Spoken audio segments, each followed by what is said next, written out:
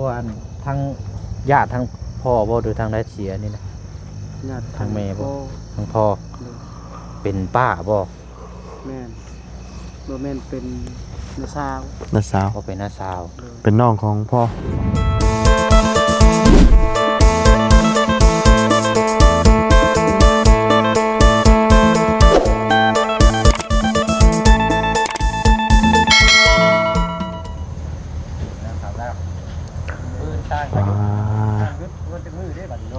จวดจัดพี่น้องเนาะถือว่ามองไว้เนาะสร้าง2 คน3 คนบอก2 คนนั่นแหละพี่น้องเนาะเพราะว่าเหลือแต่3 ต้นหนึ่งเมื่อเช้านี่เนาะเอาหลังจากที่ว่าไปหาเลาะเคสใหม่ๆพี่น้องกับบ่อเสียงบ่มีพี่น้องไปพ่อเพื่อนที่ว่าเป็นคือเนี่ยบัดพอส่งสิขี้ข้านพี่น้องนอนลูกโคโลอยู่เนาะก็เลยบ่ได้ถ่ายพี่น้องเนาะเฮาก็ไปหาเบิ่งเคสที่ว่าขยันสู่เวียกสู่งานเนาะเฮือนห้างแต่ว่าเวียกบ่การงานบ่สร้างก็เลยบ่พากันถ่ายพี่น้องเนาะก็มีอยู่เคสที่ว่าอันนั้นก็ได้แต่ว่ามันเป็นที่ว่าพอแบบนอนเว้นนะพี่น้องเนาะ2 หลัง 3 หลังก็นอนเว้นวันนี้เลยบ่อยากนับนุนปานใดพี่น้องเนาะได้เงินมาก็ยันไปเฮ็ดอย่างอื่นนะคำว่าอันนั้นก็ได้เอาทักทายสบายดีเลยสวัสดีเพื่อนพี่น้องกันเบิดสุขุทุกคนพี่น้องเนาะพบพ่อกันตอนค่อยคำลงแรงวันนี้เนาะไปฮอบที่พอดแดนเนาะไปซะพี่น้องเป็นจังไดเนาะสร้างเป็นกับเบิดแล้วพี่น้องเนาะถือว่า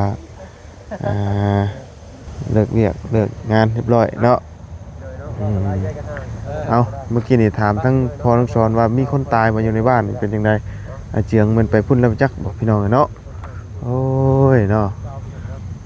ยันไปแล้วอาเจียงเขานี่เนาะแต่พอขึ้นสิแล้วงามเนาะแบบว่า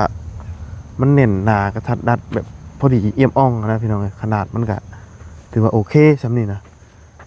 ซ้ำเพื่อนบาบุญเพื่อนพี่น้องเนาะซ้ำนี่ก็เพื่อนบาบุญก็น้อยๆซ้ำนี่แหละตอนย่อเล็กๆนะที่ว่าต่อออกไปหน่อยเดียวนึงบาบุญก็ได้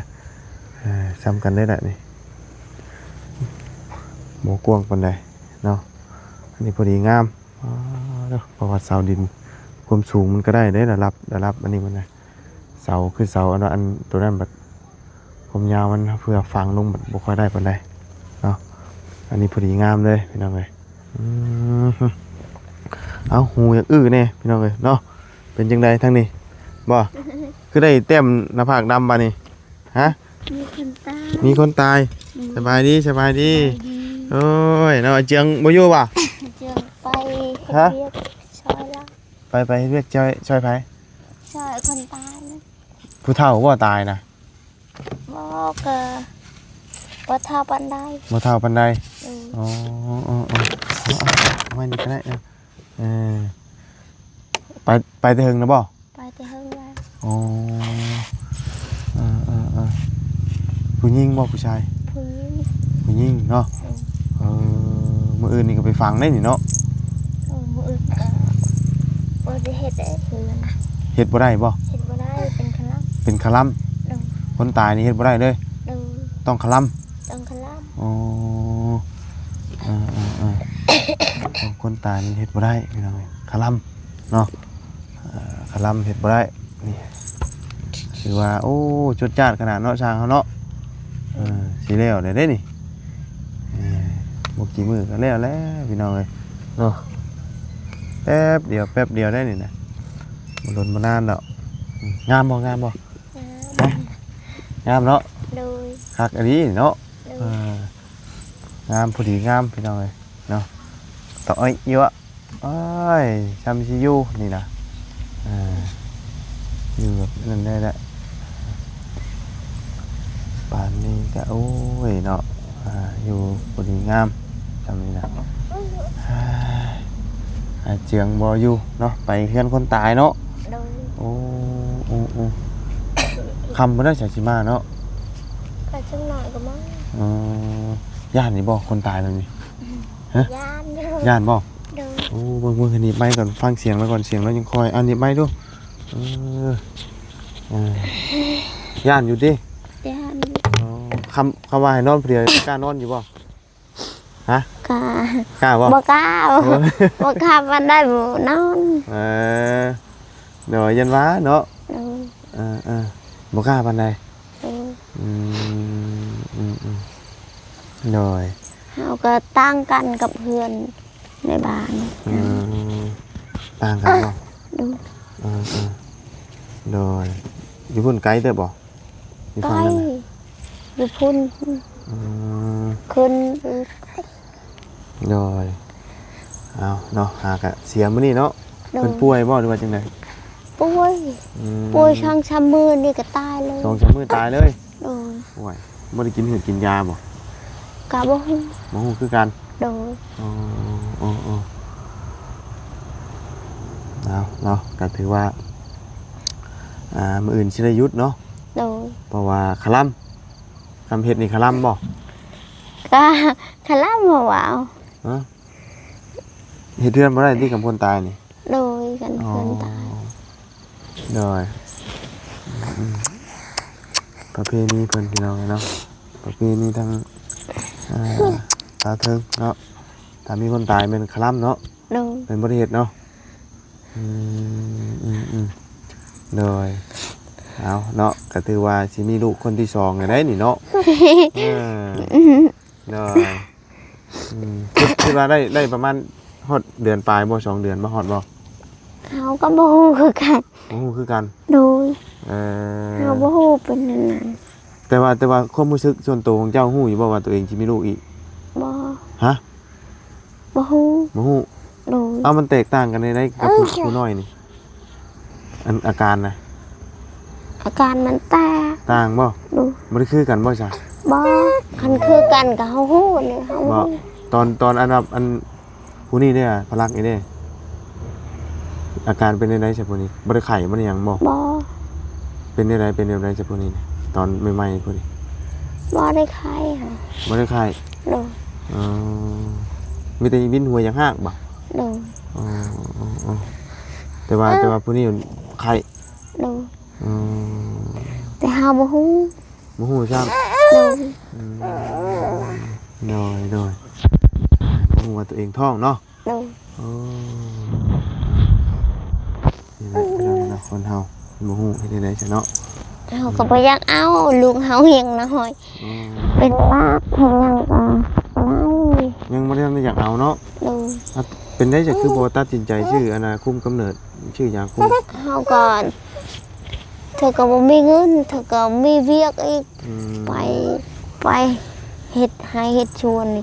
บ่จักกินแน่บ่หรือว่าไง บ่ เนาะง่ายบ่เคยกินจักเทื่อ บ่เคยกิน โดยคำว่าคือยังบ่ทันมีกันแนะนำว่าอย่าให้กินนะเนาะ โดย เพราะว่าลูกยังน้อยเด้อันนี้ลูกยังน้อยมันมาติดอีกแล้วทำได้พวกนี้แล้วก็กินยาคุมกำเนิดบัดจะกินเป็นผู้หญิงผู้ชายเนาะคนอัน โดย ที่สองนี่ ก็บ่ฮู้เลย โอ้โหคือการตอนเล่งไม่ได้ที่ล้มแน่พี่น้องกันเนาะ โดย บรรยากาศวันนี้ก็คือบ่ได้ซุ่มแซวพี่น้องเลยเพราะว่ามีงานคนตายแน่มื้อนี้เนาะแต่ที่เพิ่นซุ่มแซวมื้อนี้มีแต่ว่าพุ่นแหละนี่เนาะซุ่มแซวกินกันไหมเพิ่นไปงานเพื่อนดีผีตายเนาะเหมือนบ่ได้กินแล้วเมื่อวานนี่แหละพี่น้องเอ้ยเอานางกี้นางมื้อนี้มันบ่ได้กี้หยังเลยมื้อนี้บ่มีผู้เด้บ่มีผู้กินเด้มื้อนี้สร้างคนก็เมื่อแต่ดนนะบ่ เมื่อแต่ดมแล้ว น้อยเป็นลมๆมื้อนี้เนาะ โดย เย็นๆเด้มื้อนี้จังหวะอากาศสิเย็นแน่เจ้าไปหายยังเฮ้ยบ่เฮ้ยหน้าผากดำแล้วเต้นหน้าผากดำบ่ โดย บ่เต้นหน้าผากดำโดยเอา สร้างเพิ่นเอาเมื่อบ่อุปกรณ์ของเพิ่นบ่ได้เมื่อบ่อันเครื่องตัดเครื่องเอ็ดเพิ่นน่ะเอาเมื่อนำบ่ เอาเมื่อย อ๋อเจ็บเบิดแล้วเนาะมันก็ขึ้นแล้วบ่ได้4ต้น6ต้นนะพอดีขึ้นตัวนี้เพิ่นก็ขึ้นตัวนั้นแล้วก็เราไม้ใช้น้ำเนาะ โดย โอเคแหละพี่น้องถ้าเป็นมาชั่วมือจะมีเพิ่งเนาะเฮ็ดไปเรื่อยๆพอดีงามกันงบประมาณกับบ่เปลืองเนาะ โดย อยู่4คนนะบัดนี่เนาะ โดย ฉลองเพื่อนใหม่ได้แหละคนที่4ได้นี่เพราะว่าคนที่4จึงได้ขึ้นอยู่หลังนี้เนาะประมาณพุ่นละเดือน6เดือน7พุ่นละสิคลอดเนาะประมาณนั้นนี่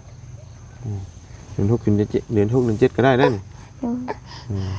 ได้จูแม่ไผน่ะที่นั่งได้นี่ บ่มีดิมื้อนี้ ยุติบ่มื้อนี้ ยุติแล้วเพิ่น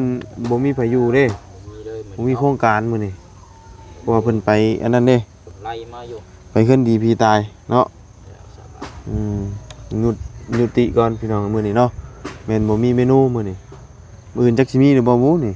คันบ่เพิ่นบ่ปงเท่านั้นก็คือเก่านั่นเนาะ มื้ออื่นวันหยังวันเสาร์ทิ่มได้อยู่ติเนาะ ได้อยู่ ถึงได้ เช้า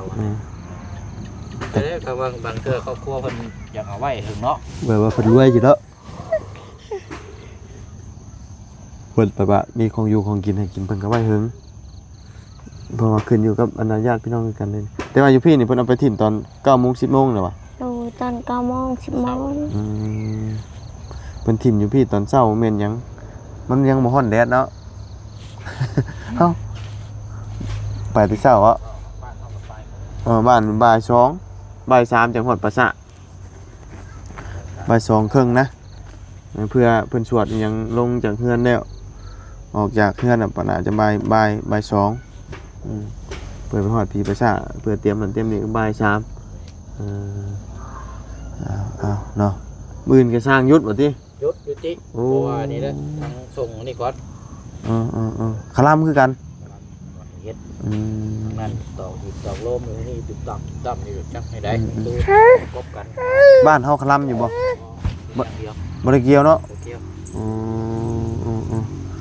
เนาะ แล้วทางทางสิว่า เนาะบ่มีคลำเนาะบ้านเฮาเนาะบ่เกี่ยวกันพี่น้องเอ้ยเนาะ บ้านเมืองแล้วคือเฮาว่า แม่นเพราะว่าเว้าง่ายเพิ่นนับถือผีเด้เนาะผีตายเพิ่นก็ต้องอันนั้นเนาะนับถือผีเด้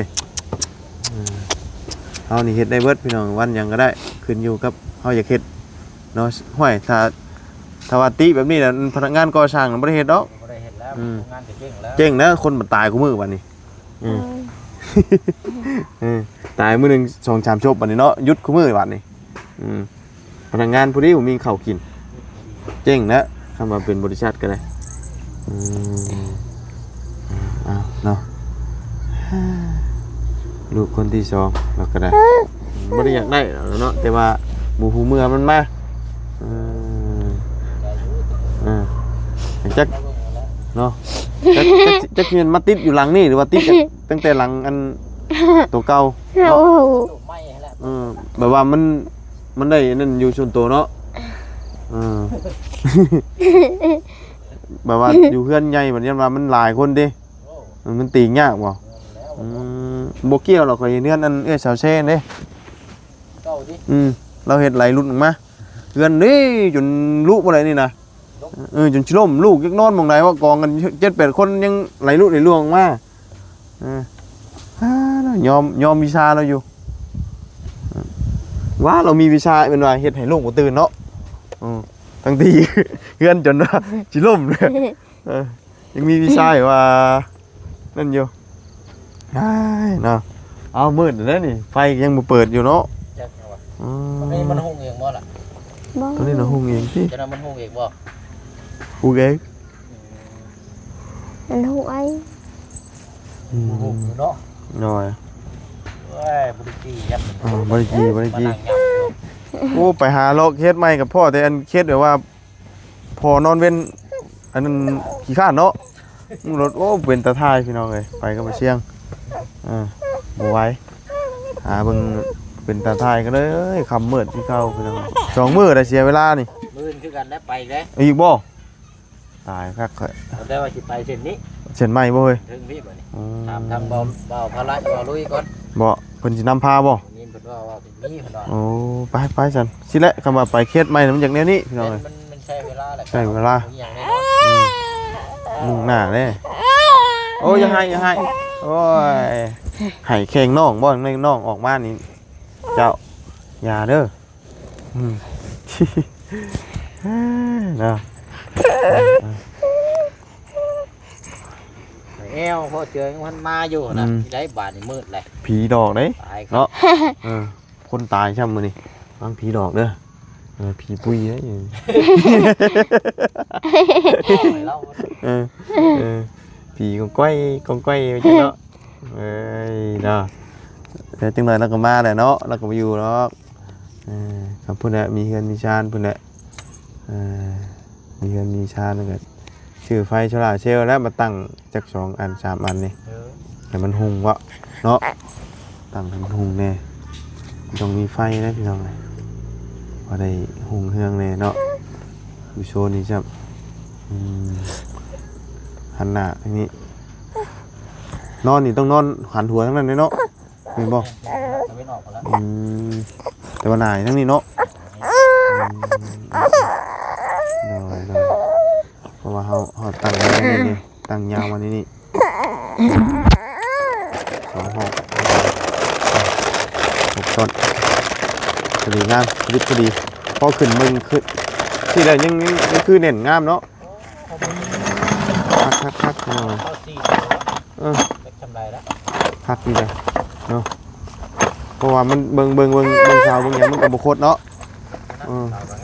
ชาวงามได้งามหมดเลย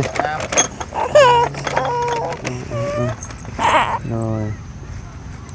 น้ำในเราก็ตักมาไว้แล้วมื้อนี้เฮียงเลยมื้อนี้มีลมมื้อนี้เหมาะดีนะกับการจีนี่แต่ว่าโอ้มันเสียมีคนตายเนาะเนาะก็เลยคิดแผนมื้อนี้ควรคือสิบ่ได้กินง่าย ใจ พูดต้องแลนลงทั้งเชฟโผนพูดอย่างชิมีเนาะ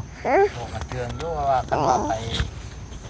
ที่หนูมาขายก็เอาไว้เยอะบัด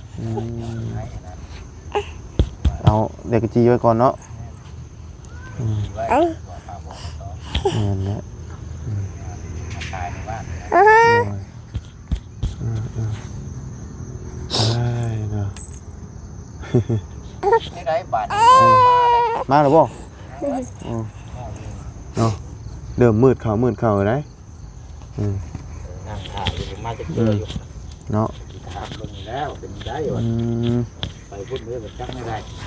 รู้จักเจอเป็นกำลังเสียงแซวอยู่เลยเนาะแต่ว่าอยู่พี่นี่มีแต่ขี่เพชรเอาเลยเนาะขี่เพชรเอาอย่างเดียวแล้วอยู่พี่มันฝังเนาะมันง่ายเลยอยู่พี่นะบ่ต้องสิ้นเปลืองอันพวกนั่นนะบ่ต้องสิ้นเปลืองพวกโล่งพวกอย่างเนาะเอาไม่เป็นอะไร4-5 แสนนี่ก็ได้เนาะปอกต่ำใช่กันเรียบร้อยผ่าขาวก็บ่ได้ห่อจังจ๊ะเฮ็ดเองเด้เอ้าบ่ได้มีอันยังเหมือนที่มีแต่เฮ็ดเองเบิดเงินบ่ มีแต่เฮ็ดเอง เนาะ วันนี้เฮ็ดเองนะ เอ้าข้าวตะกี้นี่บ่ได้มีได้อันหีบโลงซื่อนี่มีแต่ ตำเมาเนาะ บ่แล้วผู้ใดใกล้สิตายนี่มันเดือยไม้ไปถ่าโลดแบบว่านอนโซ่อยู่มันเดือยไม้ไปถ่าโลดนะ แบบเคลื่อนจิกขอบที่อย่างกับเป็นตำโมขี้โพนเนาะใส่อันใบเหี่ยวเนาะเพราะว่าหัวอันผู้นี้โซ่ใกล้ตานี่มันเอาละเดือยไม้ไปถ่าเลยบ่พอเคยเห็นแล้วว่าความจริงแล้ว ความจริงเนาะ แล้ว เดือยไม้ไปถ่าเลยบ่แต่ว่าคนทันได้ตายแต่ว่าเดือยไม้ไปถ่าซ่อมใจเลยนะงงแล้วบัดนี้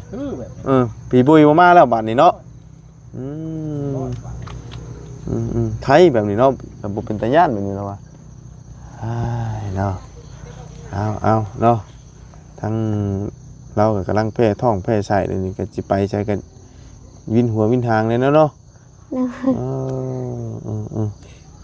โดยจักเดือนได้ฉันเริ่มมันนี่ก็ไปอยู่อันตุบนั่นก็ ห้องถามแล้วก็ห้องประจักษ์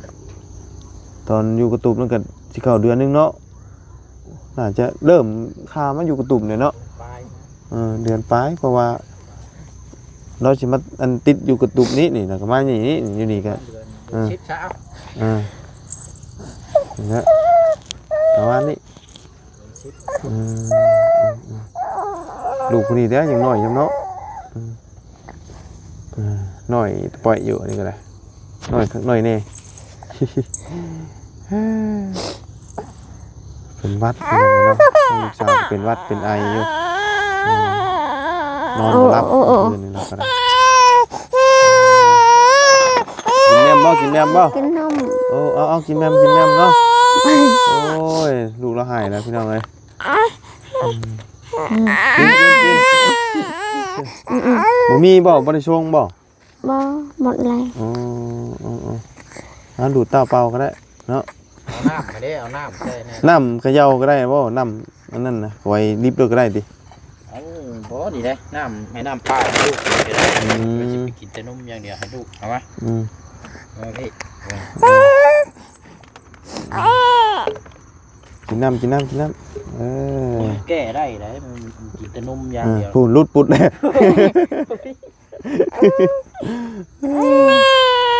แง่เอากินเห็นเนาะเอาไปเดี๋ยวพอเจ้ากลับมา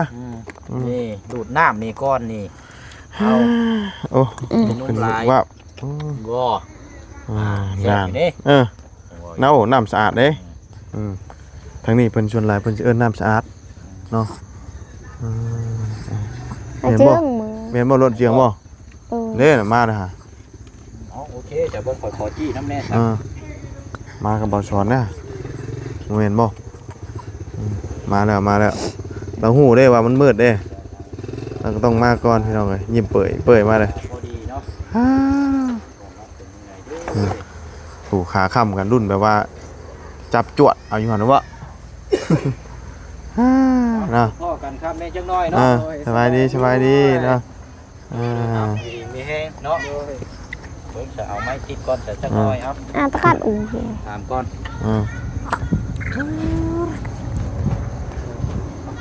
ลูกบ่ได้เอาบ่ได้เสียบไฟหลอกเป่าไฟปกติบ่ได้ใช่บ่ถึงนะ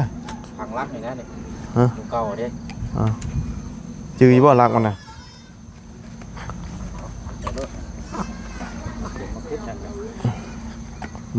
บ่จือรักมันเลยเสียบบ่เนี่ย